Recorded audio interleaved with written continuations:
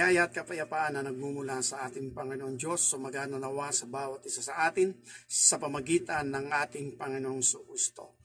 Muli tayong mag-aaral ng kanyang mga salita at ang pag-aaralan natin ngayon ay ating tunghayan sa aklat ng Matthew chapter 16 na kung saan ay nadaanan natin ito noon pero muli natin pag-aaralan. Ganito sinasabi ng banal na kasulatan, Matthew chapter 16.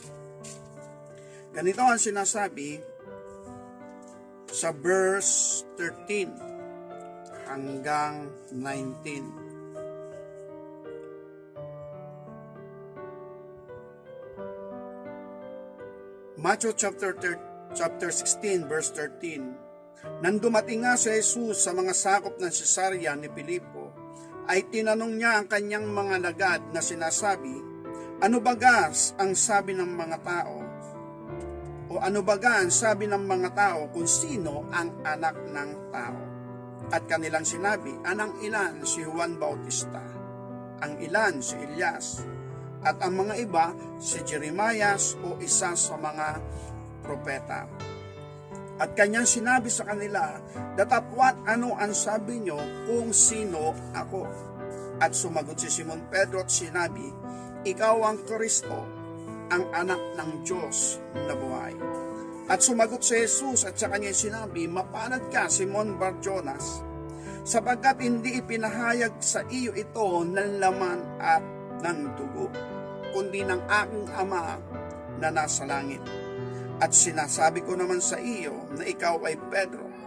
At sa ibabaw ng batong ito ay itatayo ko ang aking iglesia. At ang pintuan ng Hades ay hindi mananaig laban sa kanya. Ibibigay ko sa iyo ang mga susi ng kaharian ng langit. At anumang inyong talian sa lupa ay tatalian sa langit.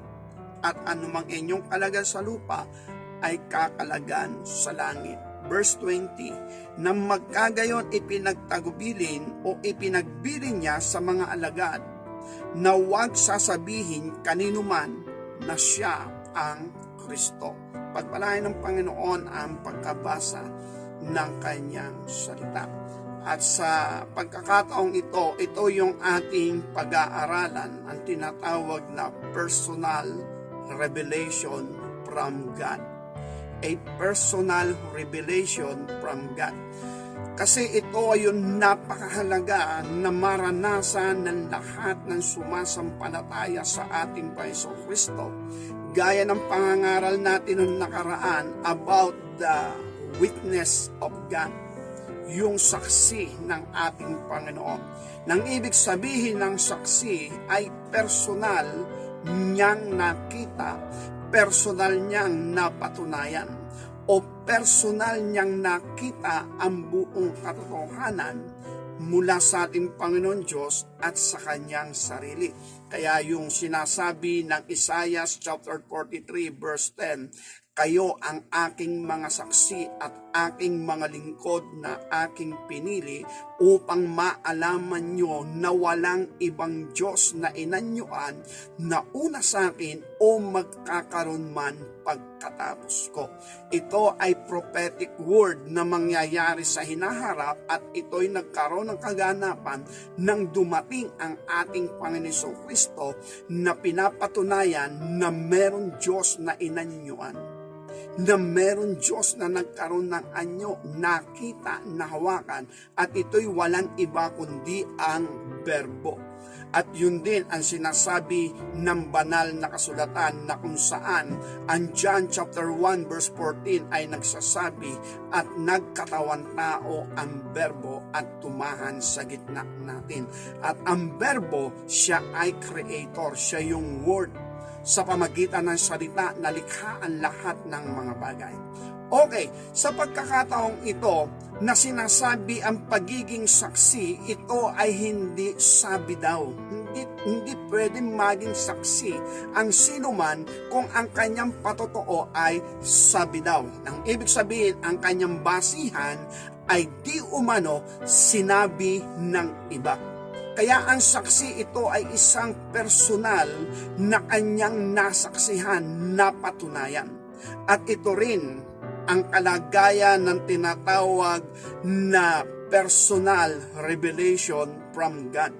At sa pagkakataong ito, makikita natin sa ating teksto, itong si Juan o itong si Simon Pedro. Ang ating Panginoong Kristo, tinanong nga niya ang kanyang mga alagad kung ano ang mga sabi ng mga tao patungkol sa ating Panginoong Kristo. At sila'y nagsasagot at sinabi nila, ikaw daw ay si Juan Bautista na nabuhay uli. Ikaw daw ay si Elias o ang mga propeta. At dahil dito, ang Panginoon ay nagsabi naman, kayo naman, tinanong niya ang kanyang mga alagad, kayo, ano naman ang masasabi nyo o ang pagkakilala nyo tungkol sa akin? At si Simon Pedro ang unang sumagot at siya ang sumagot. At ang sabi ni Simon Pedro, ang sabi niya, Panginoon, ikaw ang anak ng Diyos na buhay. Pansinin natin yung sinabi ng Panginoong Hesus kay Simon. Ang sabi niya, mapalad ka, Simon Bar-Jonas, sapagkat hindi ito ipinahayag sa iyo ng sino mang tao. Hindi ito pinahayag sa iyo ng laman o dugo o ng sino mang tao, kundi ng aking Ama na nasa langit. At dito makikita natin yung sitwasyon ni Simon Pedro kung bakit nasabi niya na ang ating Panginoon Kristo, siya ang anak ng Diyos na buhay. Sapagkat ito ayon sa ating Panginoon Kristo ay ipinahayag sa kanya ng ating Ama na nasa langit. Sa King James Version, King James English Version ay ganito ang sinasabi. Verse 17, and Jesus answered and said unto him, Blessed art thou, Simon Bar-Jona, for the flesh and blood had not revealed it unto thee, but my Father which is in heaven. Yun yung sinabi ron na hindi ito ipinahayag sa kanya ng laman at ng dugo.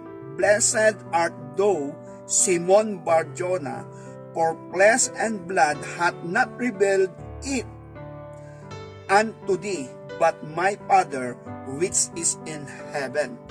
Kaya, yung pagkaalam ni Simon Pedro na ang ating Panginoon Kristo ay anak ng Diyos na buhay, hindi daw ito narinig o ipinahayag nino man tao kay Simon Pedro o ng kahit sino man, kundi ang nagpahayag nito sa kanya, ang nagpakilala nito sa kanya ay walang iba kundi ang ating Ama na nasa langit. Kaya dahil dito, ito yung ating makikita.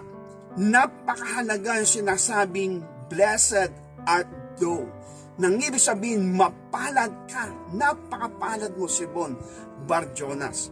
Sapagkat hindi ito ipinahayag sa iyo nino mang tao ng laman o dugo, kundi ng aking Ama na nasa langit. Ano ba ang kalagayan ng mga personal revelation? Ang personal revelation, meron itong kaakibat na iba yung alam. Na kahit sabihin ng sino mang hindi totoo ang sinasabi mo, pero sa iyo, alam mong totoo at maninindigan ka sa totoo o maninindigan ka sa katotohanan. Kaya dahil dito, ito yung ating makikita sa mga tinatawag na mga blessed o yung tinatawag na mga mapapalad. Sa Matthew chapter 17, ganito ang sinasabi ng banal na kasulatan, verse 1. Pagkaraan ng 6 na araw, isinama ni Jesus si Simon o si Pedro at si Santiago at si Juan na kapatid niya. At sila'y dinalang bukod sa isang mataas na bundok. At nagbagong anyo siya sa harap nila. At nagliwanag ang kanyang mukha na katulad ng araw at pumuting tulad sa ilaw ang kanyang mga damit. At narito napakita sa kanila si Moises at si Elias na nakikipag-usap sa kanya. At sumagot si Simon at sinabi kay Jesus, Panginoon, mabuti sa atin na tayo'y dumito. Kung ibig mo ay gagawa ako rito ng 3 tabernakulo. Isa ang sa iyo, Ang isa ay kay Moises, ang isa ay kay Elias. At sumagot si Pedro o kay Elias, samantalang nagsasalita pa siya, narito ang isang maningning na alapaap ay lumilim sa kanila, at narito ang isang tinig mula sa alapaap na nagsasabi, ito ang sinisinta kong anak na siya kong kinalulugdan, siya ang inyong pakinggan. At nang marinig ito ng mga alagad ay nangasubasog sila sa lupa at nangatakot. At lumapit si Jesus at sila'y tinapik at sinabi, mangagbangon kayo, huwag kayong mangatakot. At sa paglingap ng kanilang mga mata ay wala silang nakitang sinuman kundi si Jesus lamang. At habang sila'y nagsisibaba mula sa bundok, ay iniutos sa kanila ni Jesus na nagsasabi, huwag niyong sabihin kanino mang tao ang pangitain hanggang sa ang anak ng tao ay ibangon sa mga patay. Pansinin po natin yung pangyayaring ito. Ang sabi ng Panginoong Hesus, huwag niyong sabihin kanino man ang inyong nakita hanggang sa mangyari na ang anak ng tao ay ibangon mula sa mga patay. Related dito sa ating teksto sa Matthew chapter 16 verse 20 na magkagay ipinagbili niya sa mga alagad, huwag niyong sabihin kanino man na siya ang Kristo. Nang ibig sabihin, may ibinibili ng Panginoon, huwag niyong sasabihin. Ang inyong narinig, ang inyong nakita, ang inyong nasaksihan, huwag niyong sasabihin kanino man. Dito makikita kasi natin yung pagkakaiba ng personal revelation. Ito kita ito ng kanilang mga mata. Gising talaga sila. At nakita talaga nila, napatunayan nila. At ito yung kalagayan kung sakali na ito'y ikukwento nila sa iba. Ipapahayag nila sa iba. Hindi maniniwala iyong iba. Natural lamang yon sa mga tao. Kaya nga merong filosofiya ang sanlibutan na sinasabing to see is to believe.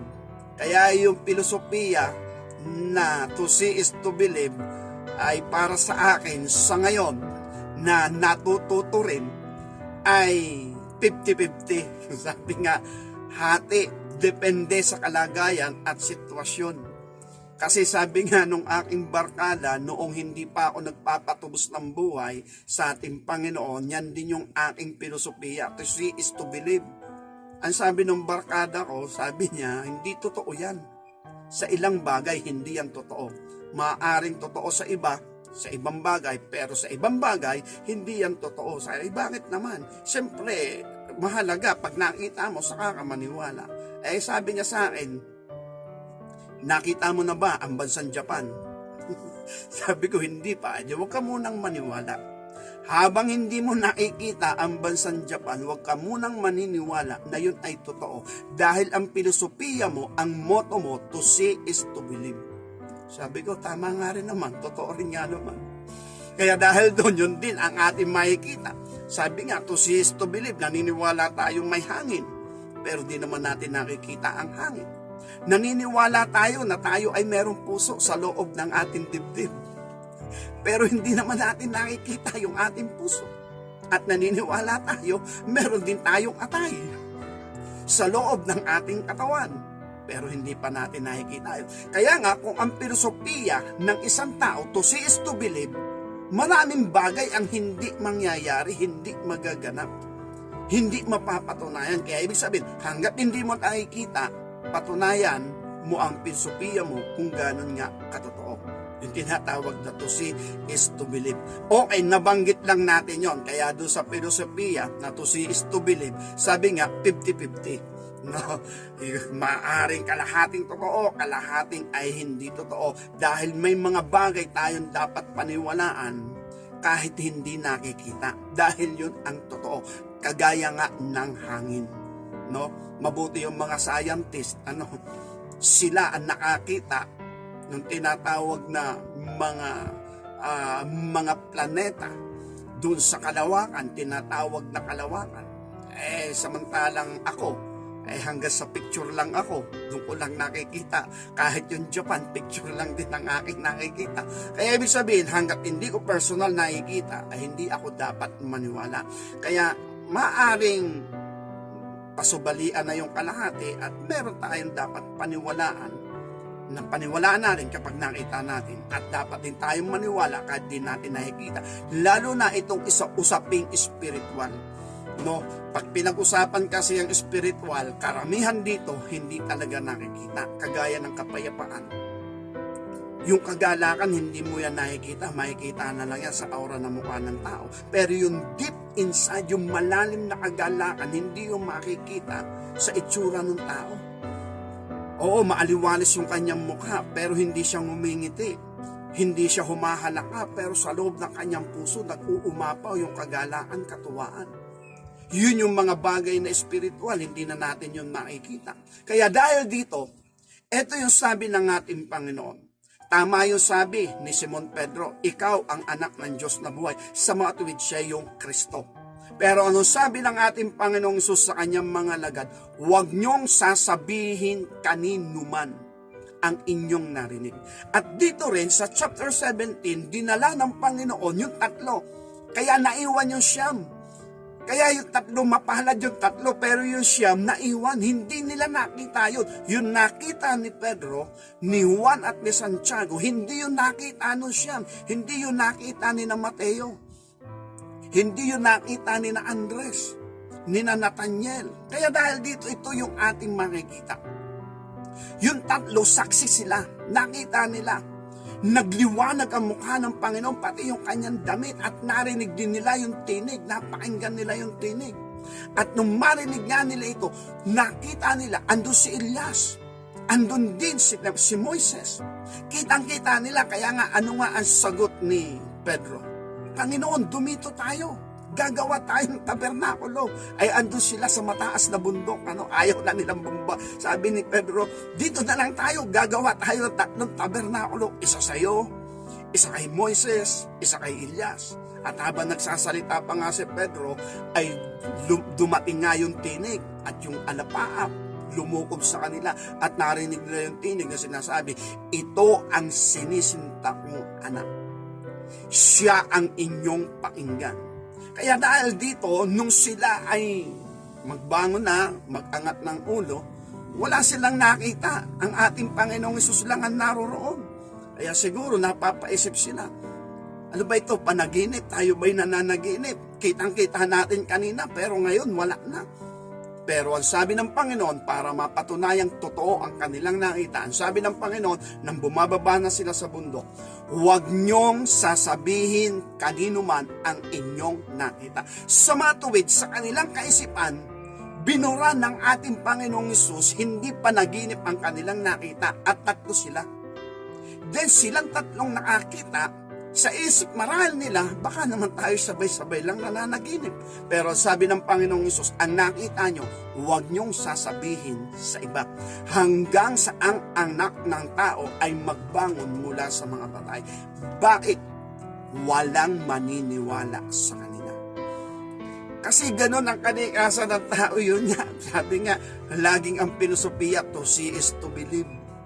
No, nakita nyo, hindi naman namin nakita. Pwede kayo, naniniwala kayo. Kami, hindi kami makapaniwala. Bagamat naniniwala kami sa inyo, sa sinasabi nyo, pero hindi namin mapatunayan.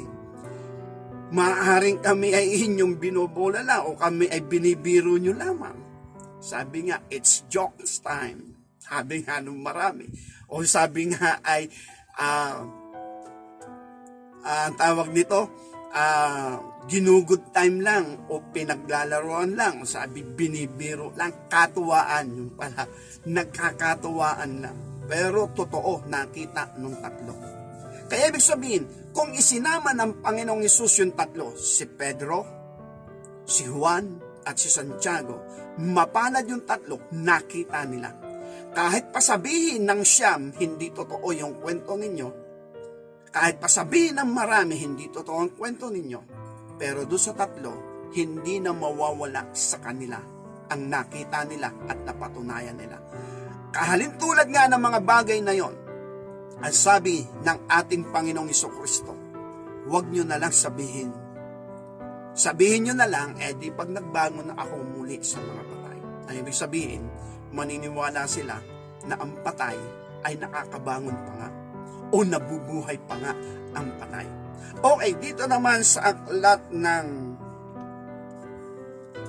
Lucas,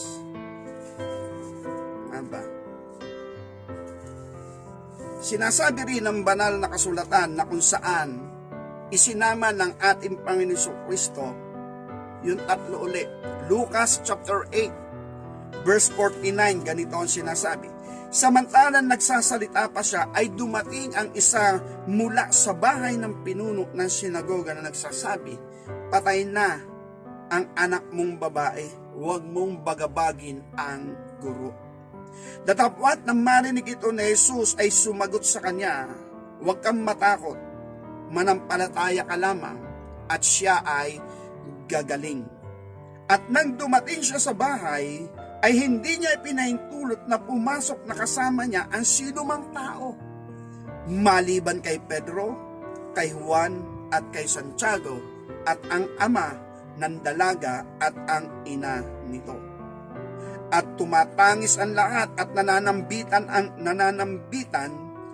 o pinananambitanan ang dalaga, datapwat sinabi niya, huwag kayong magsitangis sapagkat siya ay hindi patay kundi natutulog lamang. Tinawanan nila siya, nilibak na napag-alamang siya'y patay na. Datapwat tinangnan niya ang bata at tinawag na sinasabi, dalaga, magbangon ka. At nagbalik ang kanyang espiritu at siya'y nagbangon pagkadaka at kanyang ipinagutos na siya'y bigyan ng pagkain. At nagtaka ang mga magulang, datapwat ipinagbilin niya sa kanila, huwag sabihin kanino man ang kanyang ginawa. Kaya ito rin yung makikita natin. Isinama uli ng ating Panginoon Kristo yung tatlo niyang alagad, tatlo lang. Yung tatlo lang talaga. Si Simon, si Santiago, at si Juan. Then yung ama at ina nung bata. At ang sabi ron, ay hindi niya pinahintulutan ang sino man na pumasok. Pero ang Panginoong Hesus galing sa pagbiministeryo, ang dami nga niyang pinagaling nun. Ang daming tao. At nung mabalitaan niya, napatay na ang anak ng babaeng ito. Ang anak na babae, nung lumapit sa kanya, ang sabi ron ay, huwag nang bagabagin ang kanyang guro sapagkat patay na ang kanyang anak. Ito sinasabi, verse 49, samantalang nagsasalita pa siya, dumating ang isa na mula sa bahay ng pinuno ng sinagoga at nagsasabi, patay na ang anak mong babae, huwag mong bagabagin ang guro. Kaya dahil dito, ang ating Panginoon, kasama niya yung alagad at kasama rin niya yung tinatawag na karamihan. Pero nung pumasok sila doon sa bahay, ang sabi ron, hindi niya pinahintulutan na ang sino man ay pumasok sa bahay. Pero isinama niya uli yung tatlo, si Pedro, si Juan at si Santiago. Kaya dahil dito, sa paningin ng mata nung tatlo, kitang-kita nila kung paano bumangon yung babae nang hawakan ng Panginoon at sabihang, babae o dalaga, magbangon ka. Kaya doon kitang-kita nila yun nung bumangon. Kaya sabi nga, privilege. At kung ang pangyayaring ito ay darating sa pakinig ng marami, ay sasabihin na lang ng marami, hindi yan totoo. Kwento lang, pinasisikat nyo lang yan, pangalang Jesus. Pinasisikat nyo lamang yung propetang yan. Sino ba yan? Yan na may anak lang naman ng karpintero, masyado yung pinasisikat yan, masyado yung pinag-uusapan. Kaya nga dahil doon, ito rin muli yung masasabi natin sa ating binabasa. Ang sabi ng Panginoon, ipinagbili niya sa ina at ama ng bata, huwag nyo itong sasabihin kanino man. Bakit ganon? Kasi nga ganon ang mangyayari. Pagka kanilang sinabi, gumagawa lang kayo ng kwento, sa totoo lang naman, hindi naman patay yung babaeng yan tinawag nyo lang yung karpenterong yan, tapos sasabihin nyo, patay. Kaya pagpasok sa bahay, ayun, ipinanalangin. Kunwari, makapangyarihan yung karpenterong yan. At pagkatapos, bumangon nga yung patay. Kwento-kwento lang yan. Mahirap yung paniwalaan. Pero doon sa mga magulang, hindi na mababago yun. Bakit? Saksi sila. At kay Pedro, kay Santiago, kay Juan, saksi sila. Kahit paano sabihin ng mga tao, saksi ang dalawa naming paningin kung paano nabuhay yung patay. At ganon din yung mga nananambitan. Yung mga nananambitan, tinatawanan nilang Panginoon. Sabi ng Panginoon, huwag kayong tumangis, tutulog lang yan. Ano natutulog? Buhay nga eh. Sasabihin nyo, patay nga eh. Paano sasabihin nyo natutulog? Kaya sabi ron, nilibak siya, nilait siya. Kaya sa usapin ng tinatawag na personal na revelation, parang sabi nga yan ay nakakapit na yan sa balat mo. Parang balat na hindi na mawawala. Bakit? Personal mo kasing nakita, personal mong napatunayan, personal mong naranasan. Kaya dahil doon, anuman ang sabihin ng tao, hindi na yun mababago. Dahil alam din ng ating Paiso Kristo, kapag ikinuwento nila ito sa iba, na hindi naman nasaksihan ng iba, kundi maririnig lamang doon sa mga saksi, dalawa lang yung mangyayari.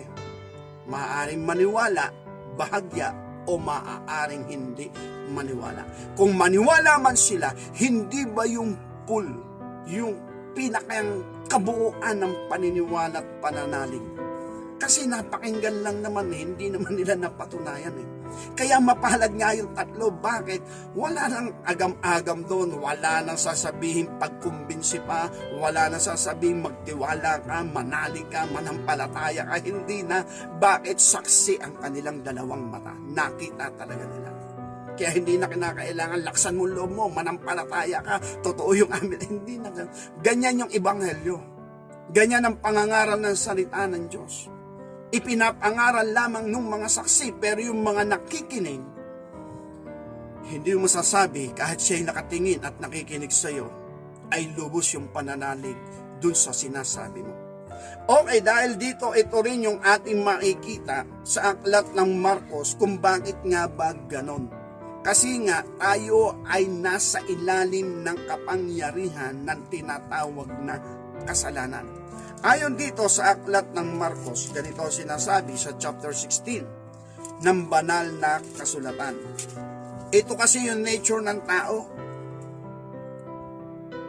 Marcos chapter 16 verse 9. Nang siya ngay magbangon ng unang araw ng sanlinggo ay napakita muna siya kay Maria Magdalena na sa kanya 7 demonyo ang pinalabas niya. Siya yumaon at ipinagbigay alam sa mga naging kasamahan ni Jesus samantalang sila'y nangahapis at nagsisitangis.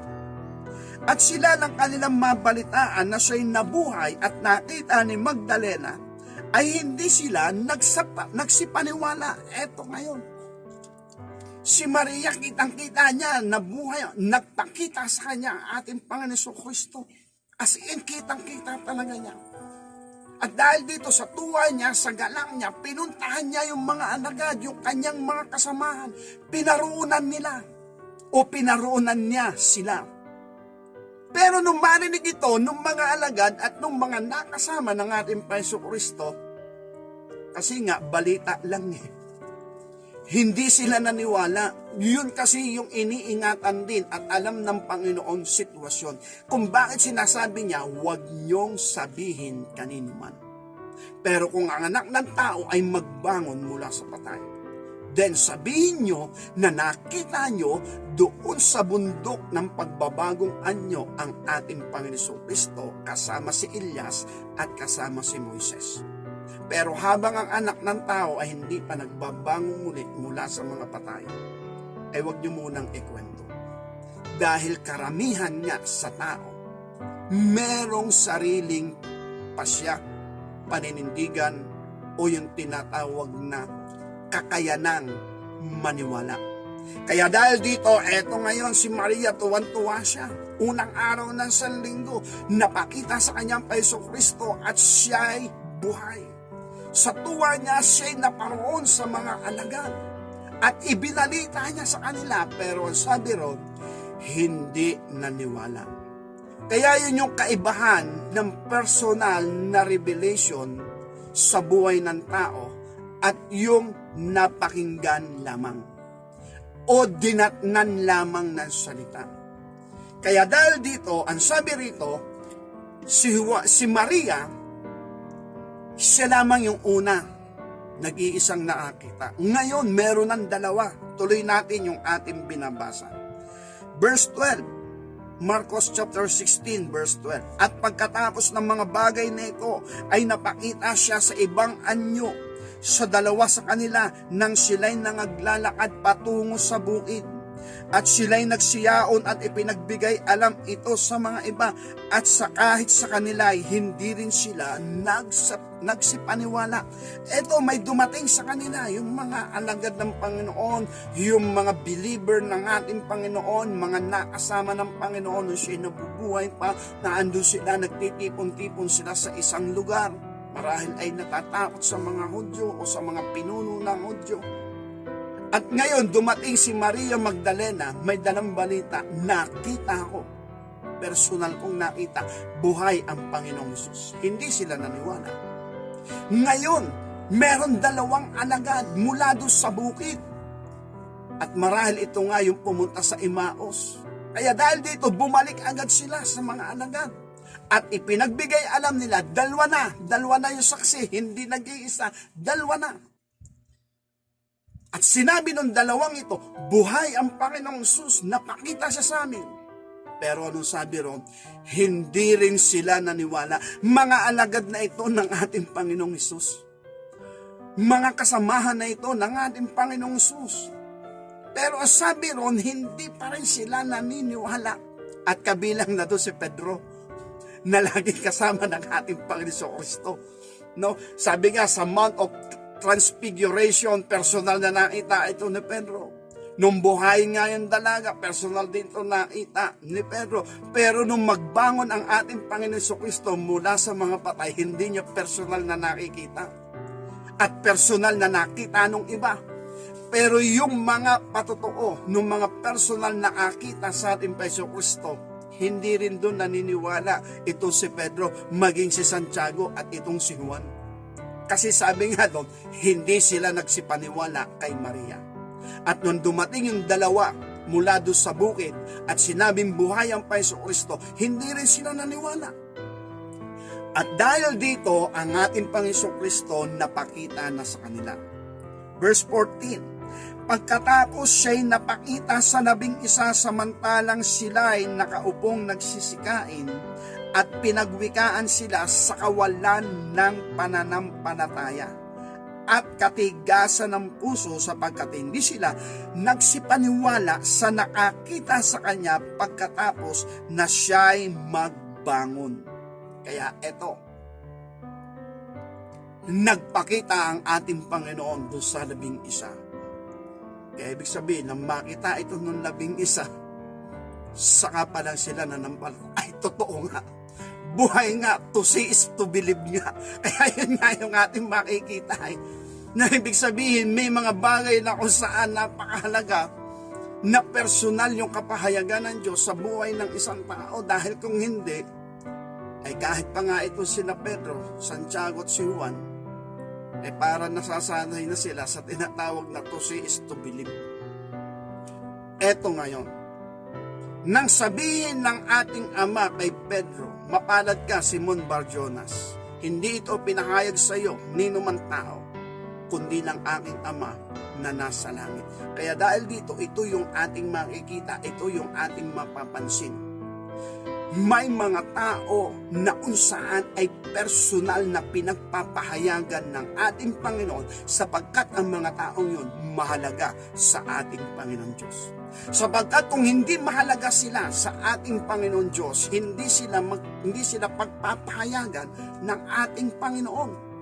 Kaya dahil dito, ito yung ating makikita sa aklat ng 1 Corinthians chapter 15. Ganito ang sinasabi ng banal na kasulatan. na kung saan ang ating Panginoong Jesucristo siya ay nagpakahayag sa karamihan.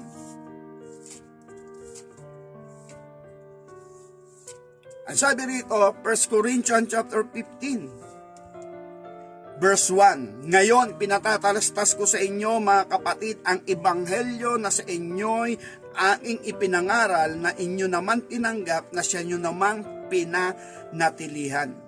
Sa pamagitan naman nito ay ligtas kayo kung matyaga niyong iingatan ang mga salitang ipinangaral ko sa inyo maliban na kung kayo'y nagsipanampalataya ng walang kabuluhan. Sapagkat ibinigay ko sa inyo una sa lahat ang akin namang tinanggap na si Kristo ay namatay dahil sa ating mga kasalanan ayon sa mga kasulatan. At siya'y inilibing at siya'y muling binuhay ng ikatlong araw ayon sa mga kasulatan. At siya'y napakita kay Cephas at saka sa 12. Pagkatapos ay napakita sa mahigit na 500 kapatid na paminsan. Na ang karamihan sa mga ito'y nangabubuhay hanggang ngayon, datapat ang iba'y nangatutulog na. At saka napakita kay Santiago at saka sa lahat ng mga apostol at saka huli-hulihan tulad sa isang ipinanganak na sa di kapanahunan ay napakita naman siya sa akin. Ito yung ating makikita na magbangon muli ang ating Panginoong Kristo mula dun sa patay kay Mary Magdalene, napakita siya. Then dun sa 2, dun sa Imaos, at pagkatapos nito, napakita na siya sa mga alagad. Then, sa bandang huli, nagpakita rin daw siya sa may 500 katao paminsan. At sa kahuli-hulihan, ay napakita rin kay Pablo sa ibang kapamaraanan nung siya'y paparoon nga sa dako ng Imaos. Ang napakinggan lang niya, tinig ng ating Panginoon at yung maningning na ilaw. Pero hindi niya nakita sa mukhaan. Kaya dahil dito, okay na yon kay Pablo. Tinanong niya, sino ka ba, Panginoon? Sumagot naman, ako'y si Jesus na iyong pinag-uusin. Kaya dahil doon, ang sabi ni Pablo, ano ang nararapat kong gawin? Kaya dahil dito, yun ay personal din na kapahayagan ng ating Panginoon kay Pablo. Personal na pagpapakahayag. Ito kasi yung makikita natin. Kapag personal nating nakita, personal na nagpakahayag ang ating Panginoon, mahirap yung alisin sa ating puso at sa ating isipan. Napakahirap na. Pero ang tanong, bakit ang ating Panginoong Hesus hindi nagpakahayag sa lahat? Hindi nagpakahayag sa karamihan, pinipili niya. At dahil nga roon sa kanyang mga pagpili, ay meron lamang halos iilan. Sabi nga, 500 katao. Eh, nasan yung pinakain niya na 5,000 na kalalakihan? Pero yung bata, pero yung mga babae, nasan sila? Kaya dahil dito sa kalagayang ito, yung sinasabi nating blessed, yung tinatawag na personal revelation ng Panginoon, kapag dumarating sa kanila, yun ay parang nakaukit na sa kanilang puso, parang nakatatak na sa kanilang kaisipan. Hindi na yun mawawala, hindi na yun maaalis. Kaya dahil dito mga kapatid sa ating Panginoon, sa buhay man ng bawat isa sa atin, napakahalaga rin ang mga tinatawag na personal na revelation natin sa ating Panginoon. Kasi pag ito'y napakinggan lang mang natin, sabi daw, di umano, 50-50, maniwala o hindi. Pero yung mga alagad ay napapunta doon sa hanggat hindi nila nakikita at napapatunayan, hindi sila maniniwala. Alam din yan ng ating Panginoon, kaya sa bawat isa sa atin, napakahalaga pa rin yung mga tinatawag na personal revelation, at ito naman ay hindi mahirap gaya ng ating sinasabi. Ang sabi ng ating Panginoon Jesucristo, hindi ko kayo iiwang nag-iisa. Susuguin ko sa inyo ang mga alyo sa mga tuwid bagay, ang espiritu ng katotohanan, at siya ang magsasaysay sa inyo ng lahat ng mga bagay. At yun din ang sinabi ng ating Panginoong Hesus sa John chapter 16. Verse 12, marami pa akong bagay na sasaysayin sa inyo, pero gayon man ay hindi nyo na matiis. Pero kung dumating ang mang-aaliw sa matuwid bagay ang Espiritu ng katotohanan, siya ang magsasaysay sa inyo sa lahat ng bagay. Kaya ibig sabihin, hindi pa tapos ang paggawa ng ating Panginoon. Marami pa tayong hindi nauunawaan sa mga bagay na ginagawa ng ating Ama, ng ating Panginoon Kristo, at ang magpupuno ng mga bagay na ito, walang iba kundi ang banal na Espiritu. At kung dumating ang banal na Espiritu, ipapahayag niya yung buong katotohanan.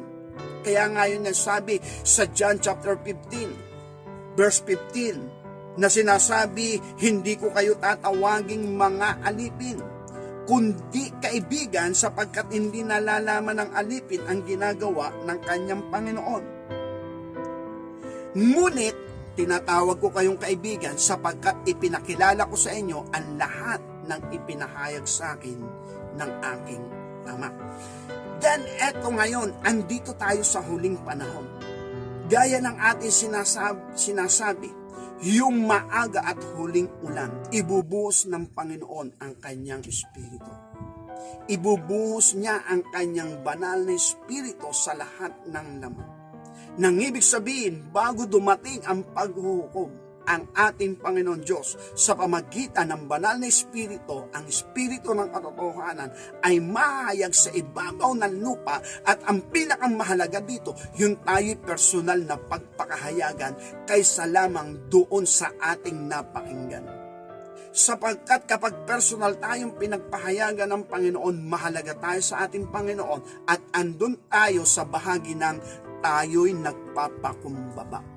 Hindi tayo nagmamarunong, hindi tayo nagmamagaling, hindi tayo nagmamataas, gaya ng pinag-aralan natin ng nakaraan kung ano ang ibig sabihin ng tinatawag na digmaan o pakikipagbaka.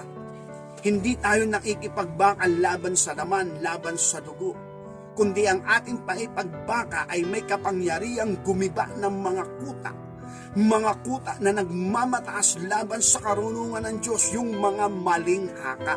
Yung mga maling haka, maling paniniwala yon.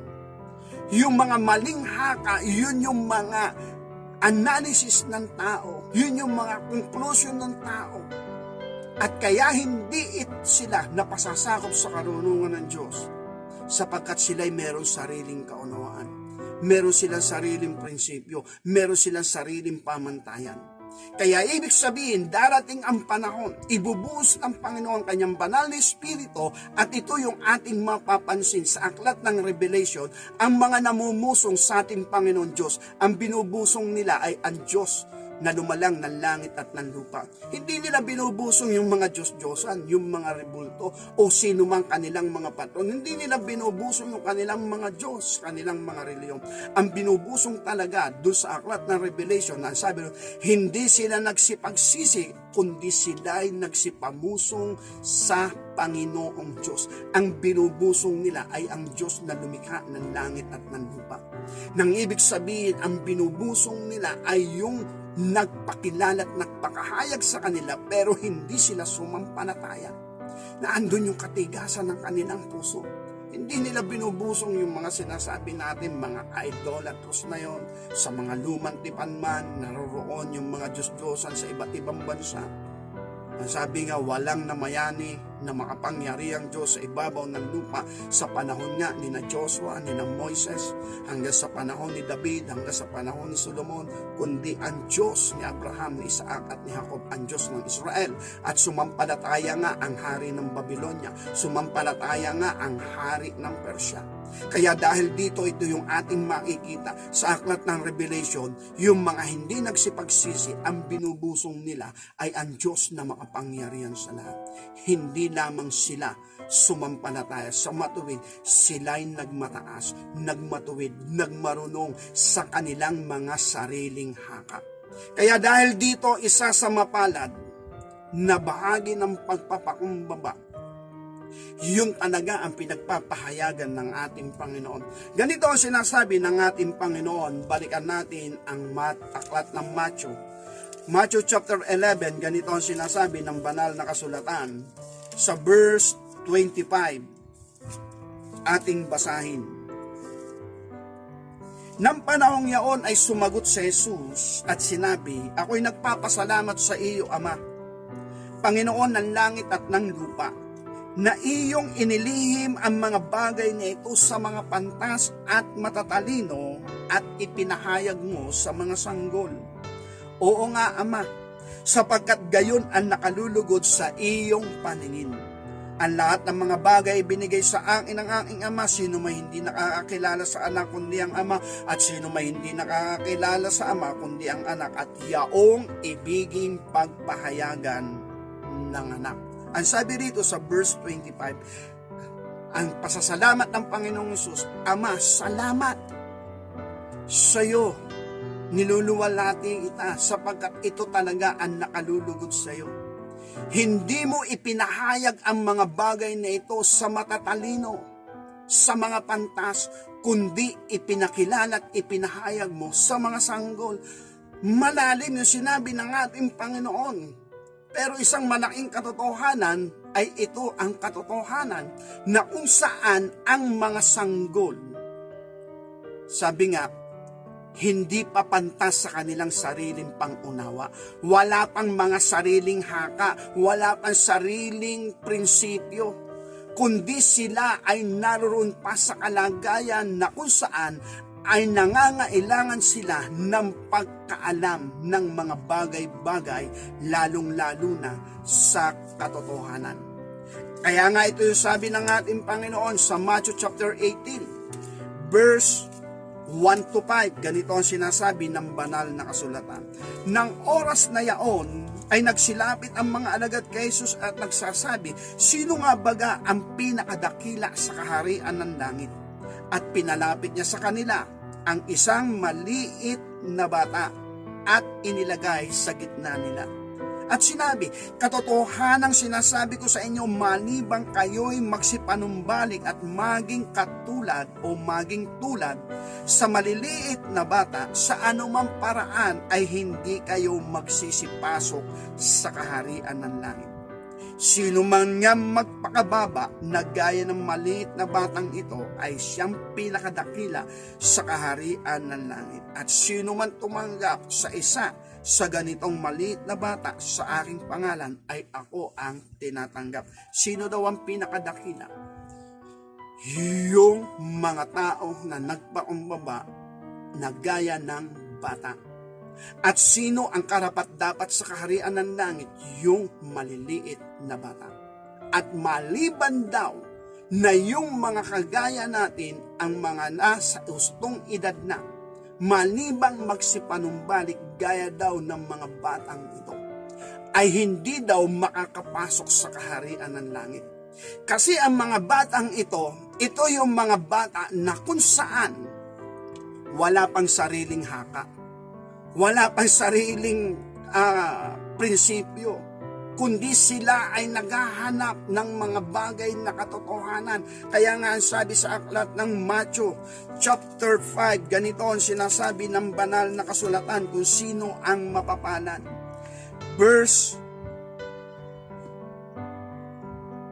Matthew chapter 5, verse 6, mapapalad ang nagugutom at nauuhaw sa katwiran sapagkat sila'y bubusugin. Mapapalad ang nagugutom at nauuhaw sa katwiran or else sa katotohanan sapagkat sila'y bubusugin. Ang nakakaalam sa sino mang tao na nagugutom sa katotohanan at sa katwiran, nauuhaw o nagugutom sa katwiran, tanging Diyos lang ang nakakaalam kung sino ang mga taong yaon. At ang mga taong yaon, yun yung humahanap ng katwiran at ng katotohanan. At kung sila'y humahanap ng katwiran at katotohanan, sila ang mga taong madaling maturuan. Kaya nga dito, napakahalaga yung mga bata, sabi nga, pahalagahan nating mga magulang. Bagamat makulit talaga yan. Puro tanong, bakit ganito? San galing ang araw? Bakit ang tao ay ganon? Bakit ganito? Ang daming tanong, kaya minsan yung mga magulang, hindi na talagang masundan ang mga sagot sa tanong ng mga bata. Pero para sa akin sa ngayon, kasi yung anak ko malaki na, may sarili ng haka, Pero nung bata pa yan, marami rin yan talagang tanong. Talagang mauubusan ka talaga ng oras saka sa sagot. Lahat ng bata nagtatanong. Kasi inaalam nila bakit tayo narito sa lupa, anong nangyari, bakit tayo hindi mayaman, bakit tayo ay hindi doon sa bansang mayayaman, bakit andito tayo. Ang daming tanong. At kung tayo ay nasa kalagayan na tayo'y nagtatanong din, patungkol sa katwiran ng Diyos, patungkol sa kalooban ng Diyos, patungkol sa katotohanan ng Diyos, at merong pagpapakumbaba, tayong hinahanap ng ating Panginoon Diyos sa ibabaw ng lupa upang Kanyang turuan. Kaya dahil dito, habang tayo, sabi nga ay bata pa, napakahalaga na tayo ay makaalam na ng mga katotohanan at buong katotohanan. Or else, bagamat tayo man ay lumaki na, magkaroon na tayo ng sarili natin haka, sarili natin pangunawa, sa sarili nating konklusyon, o sarili nating mga analysis. At dahil dito, meron na rin tayong mga prinsipyo sa ating sarili. Pero kung hahanapin natin ang kalooban ng Diyos, siyempre ang gusto ng ating Panginoon Diyos, madaling maturuan. At hindi madaling maturuan ang taong marami ng alam. Lalo na yung kanyang nalalaman ay pilosopiya ng sanlibutan. Pamantayan ng sanlibutan, malayo yan sa kalooban ng Diyos. Sa aklat ng unang Korinto, ayon sa sulat ni Apostol Pablo, 1 Corinthians chapter 1, verse 26, ganito ang sinasabi ng banal na kasulatan hanggang 29. Sapagkat masdan ninyo ang sa inyo'y pagkatawag, mga kapatid, hindi ang maraming marurunong ayon sa laman, hindi ang maraming may kapangyarihan, hindi ang maraming mahal na tao ang mga tinawag. Kaya ito yung nagsasaad ng banal na kasulatan. At yun naman talaga ang totoo sa harapan ng ating Panginoon. Hindi daw yung maraming marunong, yung maalam. Hindi raw yung maraming may kapangyarihan, may posisyon, may authority. O yung tinatawag na mga mahal na tao. Yung mga royal kung tawagin. No? Kasi nga sa mga alagad, wala namang royal doon. Pero sa harapan ng Diyos, sila yung mga naging royal. Sabi nga, royal priesthood. 1 Peter chapter 2 verse 9, yung mga winor out ng ating Panginoong Kristo, sila yung mga naging spiritual royal priesthood. Pero dito sa ibabaw ng lupa, hindi sila royal. Sila'y mga yagit, mangingisda, sabi nga, aktivista, sabi nga, maniningil ng buwis.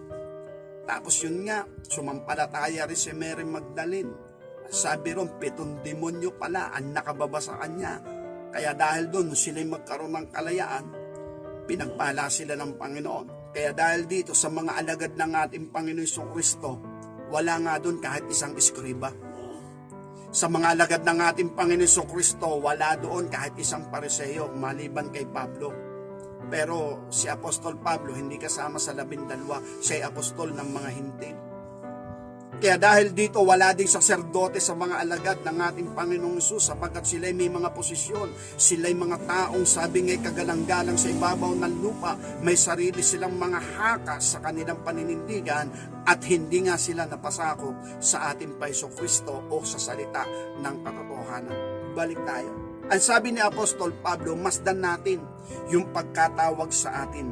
Verse 27, kundi pinili ng Diyos, 1 Corinthians chapter 1, verse 27, kundi pinili ng Diyos ang mga bagay na kamangmangan ng sanlibutan upang hiyain ang mga marurunong. Pinili ng Diyos ang mga bagay na mahihina ng sanlibutan upang hiyain ang mga bagay na mahalaga at mga bagay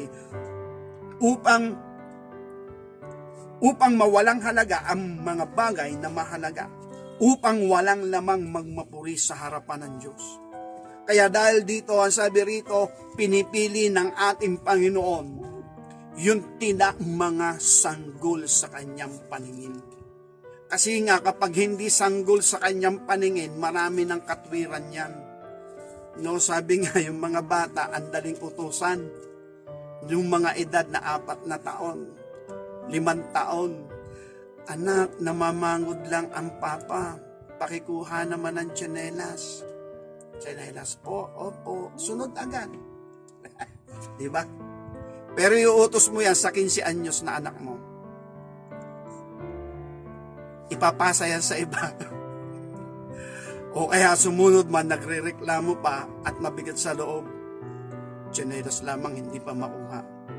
Pero yung mga bata, hindi susunod at susunod yan eh. Madali sa kanila ang sumunod. Bakit? Kasi sila nga yung mga bata, yung mga sanggol. Kaya sabi na, malibang kayo'y maging kagaya ng mga batang ito. Hindi kayo papasok sa kaharian ng langit sa anumang paraan. Kaya may kinalaman yung pagpapakumbaba at yung tinatawag na sabi nga nung iba ay pertil sa salita ng Diyos. Nang ibig sabihin, ang salita ng Diyos hindi nire-refuse. Hindi binibigyan ng katwiran, kaya madaanan lang uli natin ito. Kailangan lang isang bahagi, isang halimbawa, ang sinabi ng ating Panginoong Hesus sa kanyang mga alagad. Matthew chapter 5 verse 48. Kayo nga'y magpakasakdal, gaya ng inyong ama sa kalangitan na sakdal. Sa English, be ye therefore perfect, even as your Father which is in heaven is perfect. Ito, hindi na ito kayang tanggapin ng mga marurunong at matatalinong tao. Sapagkat sa kanilang analysis, wala niyan. Kaya ibig sabihin, ang ating Panginoong Hesus nagsabi nito, meron siyang paraan upang ang tao ay maging kagaya ng kanyang sinasabi. Yung magpapakumbaba nga, pero kapag ang tao hindi nga nagpakumbaba, ay wala nga. Hindi siya kayang i-work out ng ating Panginoon, kaya ito yung ating makikita. Even sa maraming mangangaral at even sa mga nagbabasa ng Biblia, kung saan sila papanig, is there have a perfect man? True faith. Ang sagot nila, karamihan dyan, lalo na yung may mga posisyon, nobody's perfect. Pero ang Panginoong Hesus ang may sabi, may paraan siya dyan, gaya ng ating sinasabi. I-work out tayo ng Panginoon, papaltan niya yung ating puso. Bibigyan niya ng pusong laman, yung pusong bato, aalisin niya, huhugasan muna tayo ng kanyang banal na dugo, or else ipapasok tayo sa dugo ng tipan. Kaya yung bagong tipan, napakahalaga nun. At yung bagong tipan, ito ay nakalaan dun sa handang magpaayos ng buhay sa Panginoon. Pero yung mga matatalino na maaalam na, gaya nga na sinasabi dun sa aklat ng Juan chapter 3, sabi ng Panginoon kay Nicodemo, maliban na ang tao ipanganak na muli, hindi siya makakita ng kaharian ng langit. Ano sabi ni Nicodemo? Papasok pa ba siya ng ikalawa sa sinapupunan ng kanyang ina, gayon siya ay matanda na? Hindi nga napapag-unawa, hindi abot ng kanyang kaisipan, pero alam ng Panginoong Hesus ang kanyang sinasabi, be perfect as your Father which is in heaven is perfect. Kaya kapag sinabi ng mga tao, wala niyan, ibig sabihin, mas maalam siya kaysa sa ating Panginoon Jesucristo. At ang Panginoon Jesucristo ay nagtuturo ng walang katotohanan. Hindi naman pwede yon. Hindi pwede magturo ang Panginoon ng walang katotohanan. Lalabas yan sinungaling.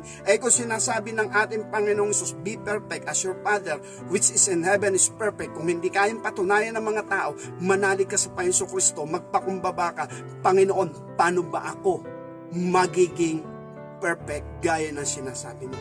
Ang Panginoong Hesus sa paningin ng maraming mga tao, depektibo talaga siya, maging sa kautusan. Hindi nga siya perfect. Kasi unang tingin ng mga tao sa kanya, lalo na sa reliyon, ang taong miserable ang buhay, mahirap udukha. Labagista yan ng kautusan. Sapagkat ang mga tumutupad ng kautusan, pinagpapala yan ng Panginoon. Inilalagay yan sa magandang posisyon. Ibig sabihin, kung tinutupad mo ang law of Moses, ang batas ng kautusan, ang kalakip na pangako niyan, ang sabi nga, yayaman ka, dadami ang ari-arian mo, hahaba ang iyong buhay, dadami ang lahi mo, magiging dakila ka, magiging tanyag ka. Pero buhay na walang hanggan, walang kasama doon.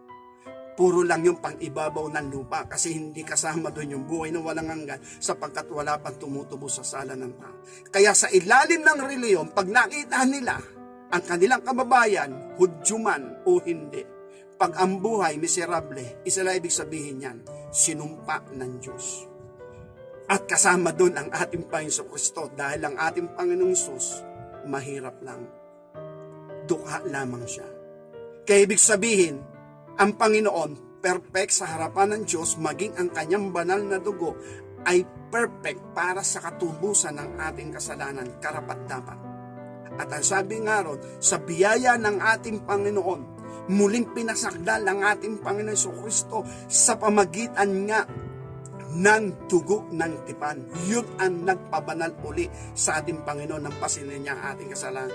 At tayo ngayon, na nagpatubos din ng sala sa ating Panginoon, kung mula sa ating puso ay magiging totoo tayo, at tayo'y tatrabahuin at i-work out tayo ng ating Panginoon. Yun nagpabanal sa ating Panginoon Kristo matapos niyang pasanin ang ating kasalanan, yun din ang magpapabanal sa atin. Kaya sa Romans chapter 8, meron nang nakakapasok sa kaluwalhatian ng Diyos. Meron nang nakakaabot sa kaluwalhatian ng Diyos. Romans chapter 8, verse 30. Pero sa Romans chapter 6, verse 23, walang nakaabot sa kaluwalhatian ng Diyos. Lahat ay nagkasala. Pero kung tayo makakapasok sa biyaya ng Diyos, makakaabot tayo sa kaluwalhatian ng Diyos. Paraan yun ng ating Panginoon Kristo. Kaya nga dahil dito, huwag tayong magtiwala sa ating sarili, kundi magtiwala tayo sa ating Panginoon Diyos, sa ating Panginoon na manunubos. Sapagkat kung hindi natin lubos na alam ang buong katotohanan, mahirap magsalita nang hindi natin lubos at ganap na alam ang buong katotohanan. Kaya yung iba, nakakapagsalita kaagad, ang bilis magsalita, nobody's perfect. Eh di ngayon, nire-refuse niya yung bilin ng Panginoon. Diretsahan, be perfect as your Father which is in heaven is perfect. Pero diretsahan sinasabi ng marami, wala niyan. Eh ang Panginoon na may sabi. Kaya dahil dito, nadaanan lang natin ang kaibahan nung matatalino na, maaalam na, may kapangyarihan na, no? May mga authority na, meron ng sabi nga ay kagalang-galang na, karespeto na ng mga tao. May sarili na rin yung mga haka ang mga yan.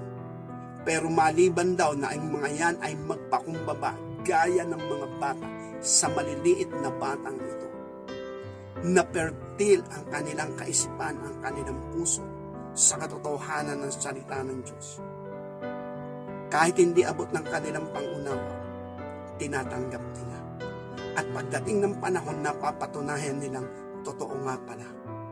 Sapagkat yung napakinggan nila, hindi nila nirepose. Kaya dahil dito, mga kapatid, sa ating Panginoon, napakahalaga ng personal revelation ng Diyos sa buhay ng bawat isa sa atin. Kasi yung atin lang napapakinggan, yung atin lamang naririnig at hindi naman natin napapatunayan, bahagi lang yan ng ating buhay. Maaring totoo, maaring hindi. At pwede rin tayong madaya. Pero kung meron tayong personal revelation sa Diyos, gaya ng mga alagad, si Simon, Santiago, si Pedro, at lalo na yung katotohanan ng Banal Espiritu, at yung katotohanan, ipinaalam niya sa atin yung buong katotohanan ng kanyang kalooban. Kaya dahil dito, alam natin sa ating sarili, ito'y mula sa Diyos. Hindi ito galing sa ibang tao. So, sabi nga, mapalad ang tao, yung tumatanggap ng mga revelation sa Diyos, na tumatanggap ng kaunawaan mula sa Diyos, at yun ay malaking kagalangan sa Kanya, at yun na may ibinabahagi niya sa iba. Kaya sabi ng Panginoon kay Pedro, mapalad ka, Pedro, napakapalad mo. Hindi iyan itinuro sa iyo ni numang tao, ang aking Ama ang nagbigay sa iyo. Mapalad tayo kung tayo ay personal na tinuturuan ng ating Panginoon Kristo ayon sa ating karanasan, lalo na sa tinatawag na kapanganakong huli. Idinaan niya tayo doon. At lumabas nga tayo na gaya ng kapatid ng ating Panginoong Jesus. Romans chapter 8 verse 29. At tayo ay naging kagaya rin ng ating Panginoong Kristo. Lucas chapter 6 verse 40. Nga ba na sinasabi ng banal na kasulatan? Okay, huli na yon. Basahin po natin at baka ating nalilimutan. Lucas chapter 6 verse 40. Hindi higit ang alagad sa kanyang guro, datapwat ang bawat isa pagka naging sakdal, nagiging katulad ng kanyang guro. Sa English, the disciple is not above his master, but everyone that is perfect shall be as his master. Sa banal na kasulatan, maging angkop lang tayo sa banal na kasulatan. Kahit sa paningin ng tao, hindi na. Wala naman tayong pagsusulit sa tao. No? Yung nga lamang, sabi nga ay hindi kayo re-respeto ng mga tao. Walang problema doon. Basta meron tayong pagtanggap, meron tayong access, meron tayong pagkukup mula sa ating Panginoon. Hinugasan tayo ng banal na dugo. At ang sabi ron, tayo ay naging kapatid ng Panginoon at ang panganay ay ang Panginoon dahil sa biyaya ng katubusan. At tayo ay naging kagaya ng Panginoon, hindi tayo higit sa ating Panginoon. Kung anong pinaglaban ng Panginoon, yun din natin pinaglalaban. Kung anong damdamin ng Panginoon pagmamalasakit sa tao, yun na rin ang ating pagmamalasakit. Hindi natin to kaya maliban na tayo ay winor out nga ng ating Panginoon Kristo. Harinawa ay napulot po tayo, inaunawaan tayo, pinatanggap tayo, at mangyari nawa ito sa buhay ng bawat isa sa atin. Pagpalain tayong lahat ng ating Panginoon Diyos. Sa Diyos ang kalwalatian magpakailanman. Amen.